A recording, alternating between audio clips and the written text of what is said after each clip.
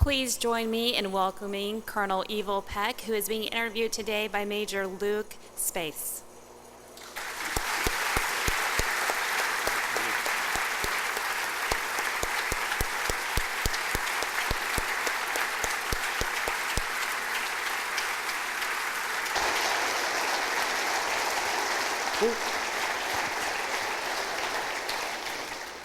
Sir, welcome. On behalf of the Gathering of Eagles and the ACSC student body, I know we're all excited to hear your story. Thank you for coming to join us and tell us your remarkable life and how you've accomplished so much. First thing I'd like to say is hello to General Cleveland and the lovely lady, and to thank Brian Hastings, your commandant, for exceeding expectations. When we were here before, I thought this was probably the most well-oiled watch that I'd ever been around, and man, the planning and coordination that's gone into this week so far is just exemplary. We really, really appreciate it. Carol and I are very happy to be here. Thank you very much. Ready to talk some MiGs, sir? Yeah, okay. All right, ladies and gentlemen, I had the opportunity to go out and meet Colonel Peck in Nellis, and he took me around and showed me the fighter weapons school. And as a mobility guy, that's somewhat foreign to me, but it really struck me that their motto, which is a part of their creed, humble, approachable, credible, and this band really exemplifies that motto, in my opinion. We're going to cover a lot of ground in the next 45 minutes, sir, so we'll hold on. What was the state of American fighter tactics in your time in Vietnam and immediately after? To quote Dean, awful. He was the previous speaker. Yeah. And you know, it goes back to World War I, which was chaos in the biplanes, you know, man against man, trying to shoot each other down with machine guns. And I think it was the Germans that figured out first that if they were going to get out of this alive, they needed to figure out how to work together. You know, and the whole idea of mutual support developed. And I mean, they didn't have radios or anything, so I don't know how they did it, maybe wing flashes and pre-briefing and everything, but they started working together. And the idea of mutual support in pairs came into fashion. And when the British and the French observed this, they started doing that as well. And when the Americans joined that war, they also were taught by the British and the French of these ideas of mutual support. And by the time World War II came, it had really grown into fashion where you would have a shooter and you'd have a wingman who was flying as his cover against, in a defensive posture, actually, to keep the shooter from getting shot down by an unobserved bad guy. That's what it was all about. And so by the time we got to Korea, there were jets, radios, better machine guns, and the same kind of mindset. And so the wingmen went, and when they engaged in combat, the guy's job was to cover the leader from another machine gun attack. Well, those are the tactics that we were taught for Vietnam, the tactics from the last war. And when we got there, and I didn't have personal experience with this, regrettably, but I was on the edges of it so close that I feel like I had almost. The point is that at the beginning, everything worked fine with using those tactics because the bad guys didn't have any missiles. They just had guns. But when they showed up with missiles, things changed. And our attrition really got to be unacceptable. We didn't adapt to the air-to-air scenario that included the air-to-air missile and the surface-to-air missile. That was the big challenge that had to be overcome.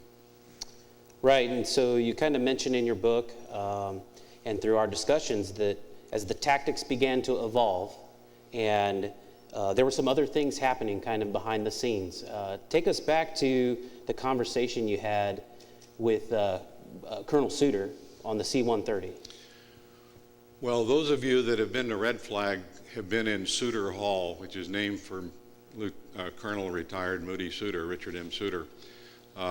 He was a weapons officer. I met him at Udorn. He was the wing weapons officer or squadron weapons officer, I'm not sure which, at Da Nang. And I was just a slick wing captain fighter pilot at Ubon. But I got selected to go to this tactics conference, and I met Moody at the tactics conference on a C-130. I mean, we had 6 hours at tactics conference and 3 days of party, and the party happened in Bangkok, and we had to get on a C-130 to go to Bangkok. And I sat next to Moody on this C-130, and I couldn't get him out of my ear. He kept talking about, we got to do more for Blue 4. We're losing Blue 4s and Blue 2s. Everybody's getting shot down. This is terrible. We got to do more and more and more for training. And I was just sitting there absolutely transfixed by this guy. And so a couple years later, they sent me to fighter weapons school, and lo and behold, there's Moody Souter running the air-to-air operation at the fighter weapons school. And so it was like a full circle for me, getting reacquainted with this guy and getting the idea of his vision about what we needed to do and how we needed to go with it. So arguably the pieces kind of started to come together somewhere between what was happening in Vietnam, Red Flag, the aggressor squadron, all those little pieces kind of brought together maybe the genesis of Constant Peg. Yeah, really, you know, the guys at the fighter weapons school were frustrated by the time linebacker came along. I mean, really frustrated. Linebacker was in the summer of 1972. Started on really in earnest on the 10th of May. And they were really frustrated, and they put together a briefing, and they couldn't get it up to the acceptable levels at Tactical Air Command. And the briefing basically said, you know, here we are going out flying F-4 against F-4, neither of whom is more skilled than the other, using the same tactics and basic fighter maneuvers against each other. It is just absolute hogwash. We need to have a small adversary that uses the Soviet-type tactics, which are the doctrine that the North Vietnamese are using, and we need to go to school on that. That's what we need to be training against and working toward. Well, as it turned out, they had an opportunity to give this briefing to General Momeyer on one of his trips out to Nellis. And so out of that briefing, almost instantly came the emergence of the first aggressor squadron. And they equipped them with T-38s because it was small, little look-alike, a MiG-21 type airplane. And they had GCI controllers embedded in the squadron, just like the Russian squadrons have, to give radar vectors and close control. And so the aggressors got started. And it was so successful when they went on the road and did adversary work with the Blue Forces at Seymour and Homestead and Moody and all the other fighter bases. The aggressors prevailed. I mean, they took heavy losses on the Blue Forces, who were still running around in this old archaic type formation and all. And so it validated the need for the aggressors. That was really, really important, because from that then they launched another aggressor squadron. Moody went on to the Pentagon, and he hadn't quit thinking about important things yet. And he's had this idea about getting all the fighter groups together and the tanker groups together, get them all maybe someplace like Nellis, and have a big war-type exercise and have adversaries out there. And then we would have an opportunity to have scenarios, and some guys named, I think, Pierre Spray and some of the other large craniums in the Washington area got into Moody's head and said, well, you know, somebody says that if a guy can survive the first 10 missions of the war, they've got a 2 sigma probability, or roughly 90% probability of surviving the war. So Red Flag was set up with the idea of providing pilots the first 10 missions of the war. And that's the way it all did unfold from there on out. So Moody Souter was a very, very important part as a visionary and as an instrumentality, because he's the guy that went down to Langley and convinced, as we like to call him at the time, the Tidewater Guerrilla, General Dixon, that they ought to stand up Red Flag. And of course, General Dixon embraced it. And while they had a lot of attrition at the beginning, boy, it has really gotten good, and it's still going full speed. In fact, I flew in on E8 in January this year on a Red Flag sortie, and I don't know how those of you people that fly those kinds of airplanes and do that kind of mission, I don't know how you can listen to 5 or 6 different radio frequencies at the same time and parse information out of all of that. It just, I wasn't able to follow it. I picked it up in the debrief. Go ahead. Well, let's kind of explore that a little bit. You're at fighter weapons school, getting ready to move on, going to that other place we like to call home, the Pentagon. You're on the conventional side. You know you're going to kind of go work in the Red Flag arena, but Constant Peg is somewhere in the back of your mind, right? You're about to go work for General Vandenberg? Yeah. It's important to point out that when I got assigned to the Fighter Weapons School during linebacker, and I showed up in July of '72 at Nellis instead of at Udorn, my first choice. Anyway, I showed up at Nellis, and very soon thereafter, I got tapped out. Reason I don't know exactly, but I was selected for, and I learned to fly the MiG-17. And so we trained up a group of guys that were on their way to the war, flying the latest model of the F-4, the one with the slats on it and the Tizio. It was called the 5.56 modification. Anyway, so I flew the MiG-17. I had a little bit of MiG on me by the time I got to the Pentagon. And in their own inimitable way, at the five-sided squirrel cage, as I like to call it, they put me, with all my air-to-air background, in charge of counting bullets and bombs and buying more bullets and bombs. And that was frustrating for me for about a year. But then Moody Souter invented red flag, and they hung a Legion of Merit on his chest, which they never do for a lieutenant colonel, and they never do mid-tour at the Pentagon. And then they sent him off to be a squadron commander at Luke Air Base. And Moody had been kind of still in charge of dealing in this sort of black world. And so they needed another guy to replace Moody. And so I got kind of pulled out of bullets and bombs counting and inserted back into the black world. In the white world, I had really important jobs like get new air conditioning units for the threat training facilities, et cetera, you know. But underlying all of that, I had a real job that was really important. So you're at the Pentagon, and there is a frustrating conversation, maybe that's fair to say, a frustrating conversation between training and real-world scenarios, and you're working for General Vandenberg. You mentioned in your book that he had a meltdown on you one day. Well, yeah. You see, our friends from Israel arranged for us to acquire some of the real Russian MiGs that they had managed to acquire. And so we borrowed them, and our test community took them apart in every way you can take them apart, totally exploited the MiG-21 under a program called Have Donut. And they put it all back together, and they took the MiG-17s, and they took them apart the same way, totally exploited them, put them all back together. Then they gave these MiGs to the test pilots, and they said, go fly them, find out how high they'll go, how tight they'll turn, how fast they'll go, you know, the whole works of comparative performance. And then we want you test pilots to sit down and write books. And we will send those books to the fighter squadrons, and so the fighter pilots can go to the intel section and they can open the bottom drawer of the safe and pull out the book about how to air fight against a MiG-21 or against a MiG-17. And that was supposed to be the greatest thing that ever happened. Well, that's like going to Wikipedia on the internet, looking up piano, finding black keys, white keys, and 3 pedals, and thinking you can sit down and play Tchaikovsky's first piano concerto. You can't do it without practice, you know? And that's what we needed to be doing with these MiGs, not just testing. We needed to be practicing and getting hands-on experience in actual air fighting against them. And so that was kind of my job, and unfortunately, the way things had evolved, my job at the Pentagon had me running test plans to get signed by the 2-star that I worked for, and then countersigned by the 3-star that owned the airplanes. And then we'd go fly a little test sortie, which really was a BFM training mission between a MiG and a F-4 or an F-15 or a F-5 in the aggressor program. And then they had to write a test report, and I had to have the test report signed off at the Pentagon by the 2-star and then by the 3-star.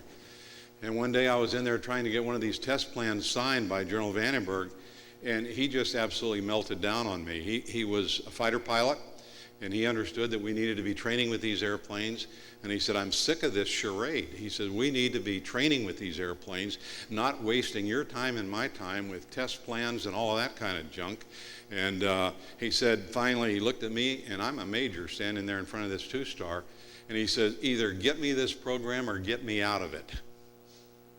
Ka-ching. And I didn't really know what to say. I finally after a pregnant pause, said, well, sir, why don't we just build our own airfield and maybe we can get some MiGs and put them on our airfield and train with them. He said after a while, that's not a bad idea. He says, go upstairs and talk to General Donnelly about that. So he made me an appointment upstairs with General Donnelly instantly. I went up there and I knew General Donnelly. He had been my wing commander here when I went through Squadron Officer School. And so I knew him. He called me Gaillard. I never did like that. But so I went in to see him and he says, so Gaillard, what you got? And so I told him what we were thinking about, maybe trying to build an airfield and doing some training with MiGs on the airfield. And he started laughing at me. And I'm looking over his shoulder at the Jefferson Monument through the window behind his desk. And he laughs and laughs and laughs. And finally he looks at me and he says, you know, he says, that's not a bad idea. He said, I'll make you a deal. He says, if you can figure out how to build an airfield, he says, I'll see what I can do about getting you some MiGs. So I go back downstairs and report back to General Vandenberg. And Vandenberg, you know, I tell him this, and he hops up out of his chair, and he goes back to this credenza, and he opens up the credenza, and he pulls out these two little steel balls. And he comes back, and he sits down in his chair, and he's got these steel balls in his hand. Now, most of you all are too young to remember the Caine Mutiny, but some of you here will. And Captain Quigg and the Caine Mutiny working the steel balls. And so here's this two-star peering at me over his readers, working these steel balls, and I have no idea what's swirling around in the cranium, you know. And finally he says, okay, let's do it. I'm thinking, my God, what have I gotten myself into? And I finally said, well, sir, you don't like that three-star upstairs. His call sign is have. Do you have a call sign? And he said, yeah, it's constant. You ought to know that. Now get out of here. You got work to do. And so I'm walking back down to our shop in the sub-basement of the Pentagon. And I don't know why, but my mind drifted to Peggy and my wife. And I thought, constant Peg. That has a nice ring to it. And so that's how we ended up naming the program. And so it's interesting, some of you may not appreciate it, but it is interesting that I often refer to my wives by dash number. You know, I had a -1 Vietnam era wife, and then I had 27 wonderful years with Peggy, who passed away in 2002. And when Peg and I married, there was a wonderful woman named Carol that hosted us in her home for our wedding reception. And so Carol is now -3. Carol, stand up and just acknowledge the crowd.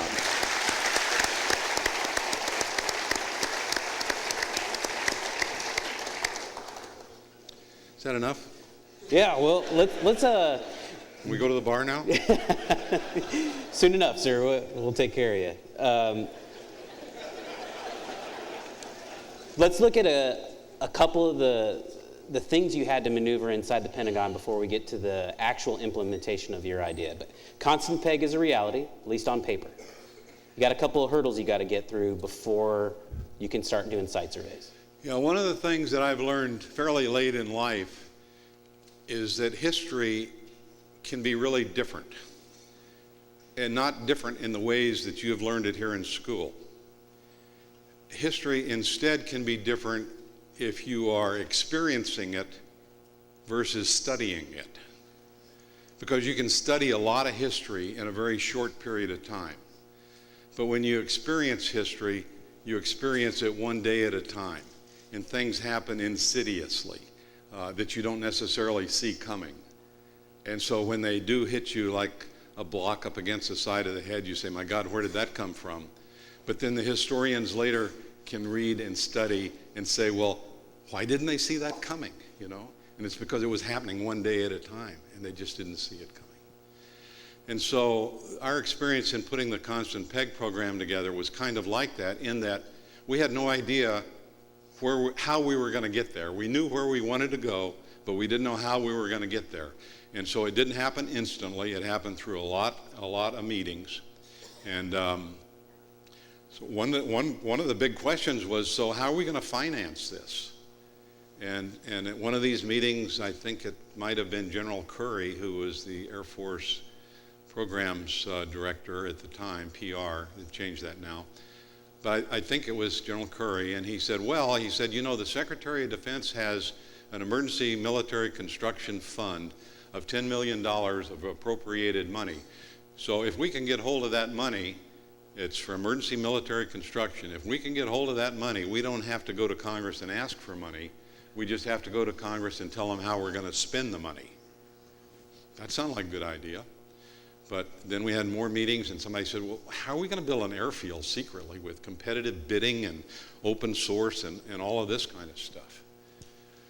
Another meeting, and somebody said, well, you know, I think there was a law back prior to Franklin Roosevelt. I think it was called the Economic Recovery Act of 1932, part of the recovery from the Depression. And I think that allows one government agency to transfer money to another government agency.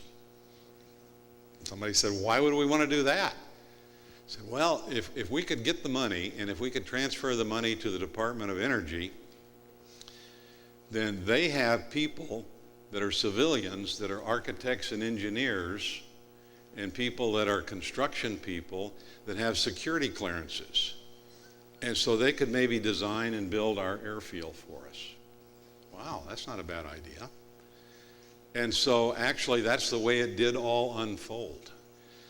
My role was coordinating this paper through the fourth floor of the Pentagon and getting it top-lined, as they say, and then taking it to the third floor and getting it top-lined at OSD, and they released the money to us. They said, yeah, okay, you can have the money. So I take my little briefing book across the river and sit down with the staffers senior staffers on the House and Senate Appropriations Committees and Armed Services Committees, and I tell them, we're going to build an airfield with the SecDef's money. Why? I told them why. Yeah, that's a great idea. I mean, no pushback at all. This was during the Carter presidency as well. So that's kind of remarkable in itself. But no pushback at all. It's like winning the Super Bowl after your first round of draft picks, you know? And so this Economic Recovery Act in 1932, pretty interesting document. I've never been able to find it.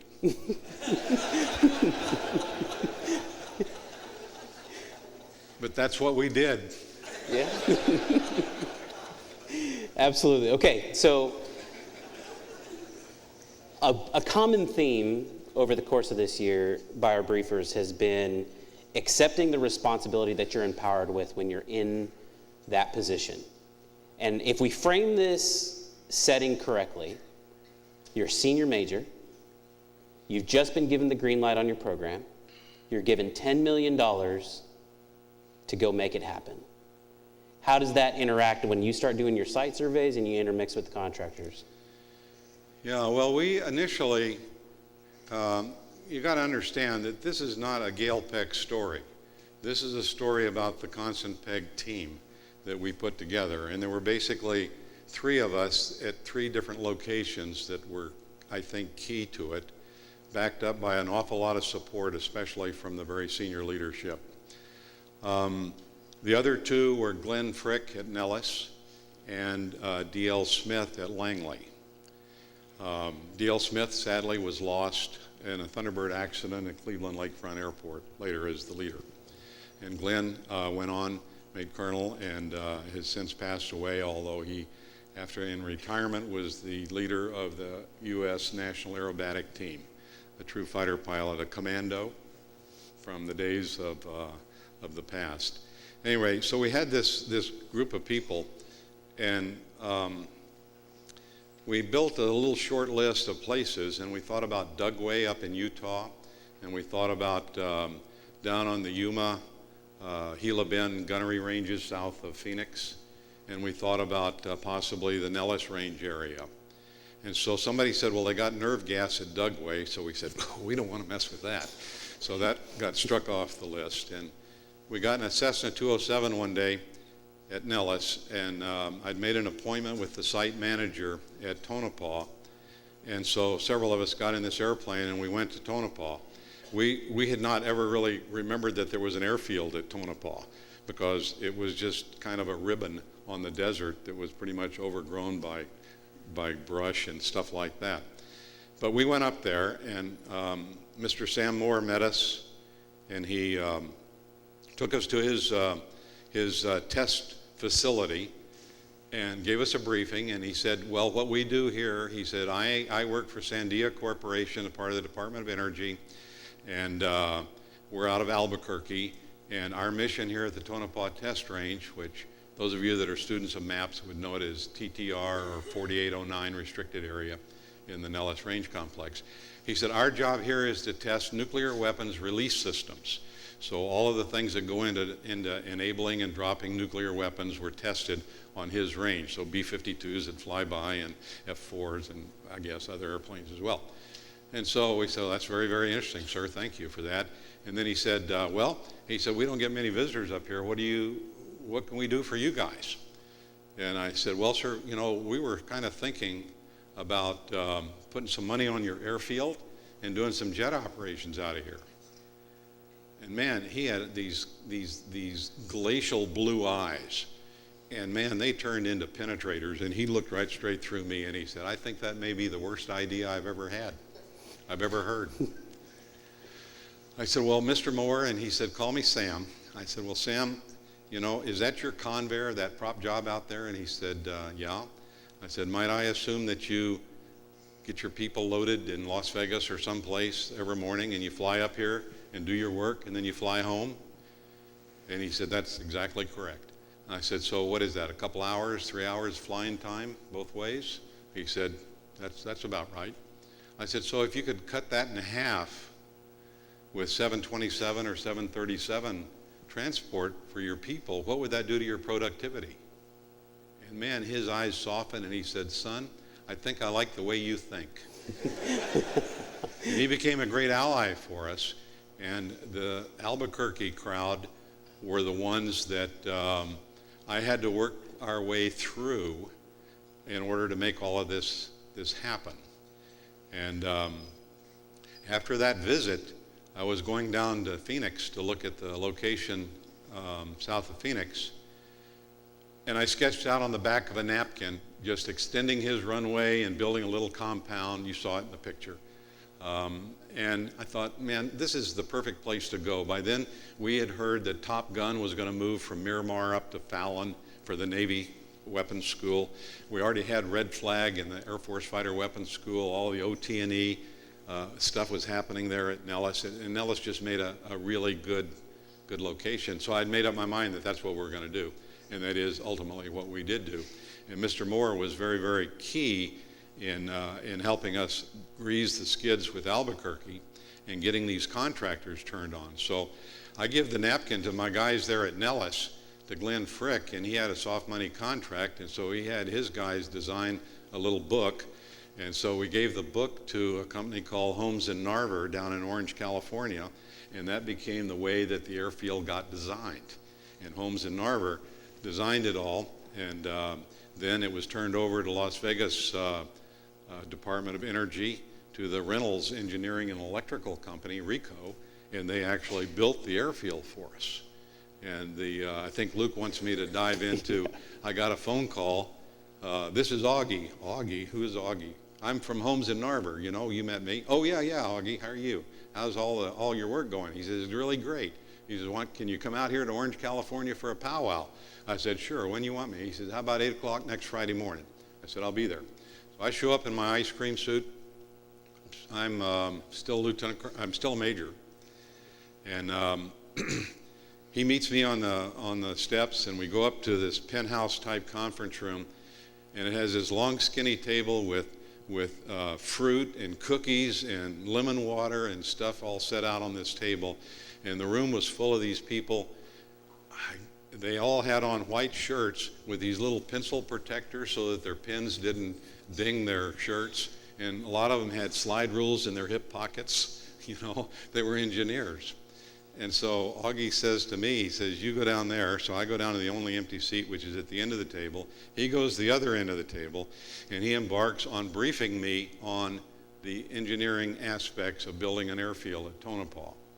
And boy, the further he gets into it, the more I'm, this is going to be good. You're doing great. So when he's finally all done, he says, so what do you think? I said, Augie, you guys have hit a home run. This is exactly what we're looking for.